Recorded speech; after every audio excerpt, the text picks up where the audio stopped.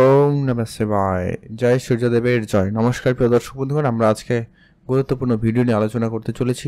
আগামী 15ই মে মাস পর্যন্ত যে রাশি পরিবর্তনে রয়েছে, সূর্যদেবের রাশি পরিবর্তন রয়েছে এবং সূর্য এখানে এই গুরুত্বপূর্ণ পরিবর্তন আপনার জীবনে গুরুত্বপূর্ণভাবে প্রভাব দিতে চলেছে। সূর্যদেবকে গ্রহদের রাজা হিসাবে ধরা হয়েছে, আর রাজার যখন পরিবর্তন উচ্চ স্থানে, অতএব আপনার রাশি থেকে একাদশ ঘরে, তারপরে আবার সূর্য উচ্চ অবস্থায় রয়েছে। অত্যন্ত একটা গুরুত্বপূর্ণ গোচর মিথুন রাশির জাতক জাতিকাদের জন্য।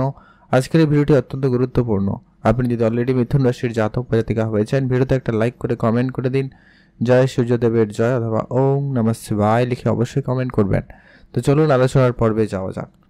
তো সর্বপ্রথমত যেটা লক্ষ্য করা যাবে যে কি, যদি গোচর পরিবর্তনের কথা বলি, তো আপনার রাশি মিথুন রাশি রাশিচক্রের তৃতীয় রাশি। আপনার রাশির অধিপতি হচ্ছেন স্বয়ং বুধ, আর সূর্যদেব এই মুহূর্তে আপনার রাশি থেকে একাদশ ঘরে অবস্থান করছে। সূর্যদেব হচ্ছে আপনার রাশির তৃতীয় পতি, যে কিনা এখন একাদশ ঘরে উপস্থিত। এর আগে সূর্যদেবের উপস্থিতি যদি কথা বলি, তাহলে সূর্যদেব এর আগে আপনার রাশি থেকে দশম ঘরে ছিল, তবে সেখানে 3টি শত্রুর দ্বারা কিন্তু আটকে ছিল, যার কারণে আপনি যে ফলগুলো পাননি, যে নেগেটিভ রেজাল্টগুলো পেয়েছিলেন, সেই জায়গায় সূর্যদেবের এবার নিজের উপস্থিতি আপনার জীবনে অত্যন্ত গুরুত্বপূর্ণভাবে কার্যকরী হবে এবং আপনার জন্য 100% ফলদায়ী হতে চলেছে। তো ঠিক কোন কোন জায়গায় পরিবর্তনগুলো আপনারা লক্ষ্য করবেন, সেটা আজকের এই ভিডিওতে আলোচনা করব। সঙ্গে থাকুন, ভালোভাবে বুঝতে পারবেন। তো সবার প্রথম পরিবর্তন যেটা লক্ষ্য করবেন যে কি, একাদশ ঘরে সূর্যের উপস্থিতি। একাদশ ঘরে হচ্ছে কি আপনার ইচ্ছাপূর্তি, আপনার একাদশ ঘর হচ্ছে সাকসেসের ঘর বলা যেতে পারে। একাদশ ঘর হচ্ছে আপনার বড়সড় প্রাপ্তির, বড়সড় পরিবর্তন, এই থেকেই কিন্তু লক্ষ্য করা হয়। অতএব আপনারা যে কাজের অনেক দিন ধরে অপেক্ষা করছিলেন, সেই কাজটা বা যেই সময়ের জন্য অপেক্ষা করছিলেন, এবার কিন্তু সেই সময়টা আপনাদের কাছে থাকছে। তো এটাতে আপনারা যে কোনো ধরনের কাজে অগ্রগতি করতে পারবেন, যে কোনো ধরনের উন্নতি রাস্তায় কিন্তু আপনারা যেতে পারবেন। সেখানে কিন্তু সম্ভাবনা, অত্যন্ত উন্নতির সম্ভাবনাটা অবভিয়াসলি বেশি থাকতে চলেছে। আপনার অনেক দিনের কোনো ইচ্ছাপূর্তি হওয়ার সম্ভাবনা থাকবে। এই আগামী একটা মাসের মধ্যে আপনি কিন্তু এই পরিবর্তন নিশ্চিতভাবে লক্ষ্য করবেন। আপনারা আপনাদের কোনো ছোটোখাটো ইচ্ছাপূর্তি করার সুযোগ পাবেন।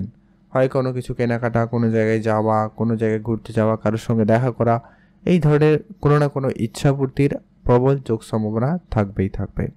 এমনকি আপনার কাজের জায়গায় আপনার কাজের প্রমোশন কিছু হচ্ছিল না, বা কাজের জায়গায় নানা রকমভাবে সমস্যা, কর্মসংস্থানের সুযোগ হারিয়েছেন বা কর্মসংস্থান খুঁজে পায় চেষ্টা করার পরেও কিন্তু পাচ্ছেন না।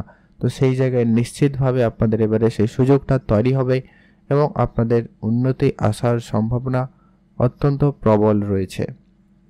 আপনারা যারা বিদেশে কোনোভাবে কোনো কাজ নিয়ে যেতে চাইছিলেন, ইম্পোর্ট এক্সপোর্ট শুরু করবেন ভেবেছিলেন, কিন্তু কোনো কারণে বাধাপ্রাপ্ত, তো সেই জায়গায় কিন্তু এবারে আপনাদের উন্নতির সম্ভাবনা বেশ ভালো লক্ষ্য করা যেতে চলেছে। ভালো প্রাপ্তির সম্ভাবনা লক্ষ্য করা যাচ্ছে।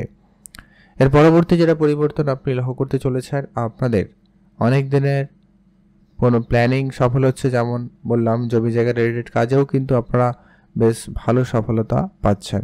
এমনকি যারা কোনো টেন্ডারে কাজ করেন, যারা কন্ট্রাক্টে কাজ করেন, তাদের ক্ষেত্রে কোনো কন্ট্রাক্ট ঝুলেছিল, মানে কনফার্ম হবে কি হবে না, ফাইনাল হচ্ছিল না, নানাভাবে সমস্যা দেখা যাচ্ছিল, সেই জায়গাগুলো কিন্তু মিটে গিয়ে একটা পজিটিভ সময় কিন্তু আপনারা লক্ষ্য করতে চলেছেন। কাজের জায়গায় আপনার মাইন্ড সুইংয়ের যে ব্যাপার, কাজের ক্ষেত্রে যে রাজনীতি যেটা আপনারা লক্ষ্য করছিলেন, সেই জায়গায় কিন্তু এবারে সেই সমস্ত রকমের সমস্যা দূর হবে এবং আপনারা আপনাদের কাজের জায়গায় উচ্চতর লেভেলে নিজেকে নিয়ে যেতে চলেছেন বা পারবেন, সেই সম্ভাবনাটা অত্যন্ত প্রবল রয়েছে। কাজকর্মের জায়গায়, কেরিয়ারের ক্ষেত্রে উন্নতি নিশ্চিতভাবে থাকবে। আপনি অবশ্যই আপনার লক্ষ্যে স্থির থাকুন এবং আনুষঙ্গিক কিছু কাজ অবশ্যই আপনাকে করতে হবে, তো সেগুলো করতে থাকুন। দেখবেন সেক্ষেত্রে আপনার উন্নতির সম্ভাবনাটা অত্যন্ত প্রবল দিতে চলেছে। সূর্যদেবের কৃপাদৃষ্টি থাকা মানে 9টি গ্রহের কৃপাদৃষ্টি কিন্তু আপনি পেয়ে যাচ্ছেন, কারণ সূর্যদেব গ্রহদের মধ্যে রাজা হিসাবে ধরা হয়েছে অ্যাস্ট্রোলজিতে। তো সেইখানে যখন সূর্যদেবের দৃষ্টি থাকবে, নিশ্চিতভাবে আপনার কিন্তু ফল ভালো আসবে। এর পরবর্তী যেটা হচ্ছে, যারা ছোট ভাই বোনদের সঙ্গে ঝামেলায় ছিলেন, অনেকে হয়তো ছিলেন, কারো শরীর খারাপের পরিস্থিতি ছিল, সেখান থেকে কিন্তু আপনাদের স্বাস্থ্যের উন্নতি নিশ্চিতভাবে ঘটার সম্ভাবনা লক্ষ্য করা যাবে এবং ধন দৌলত প্রাপ্তির ক্ষেত্রে অবশ্যই আপনাদের জন্য সময়কাল ভালো থাকতে চলেছে। আপনার ব্যাংক ব্যালেন্স কোনো না কোনোভাবে বাড়বে, ইনকাম আসবে, ব্যবসা বাড়ার সম্ভাবনা অত্যন্ত প্রবলভাবে থাকতে চলেছে।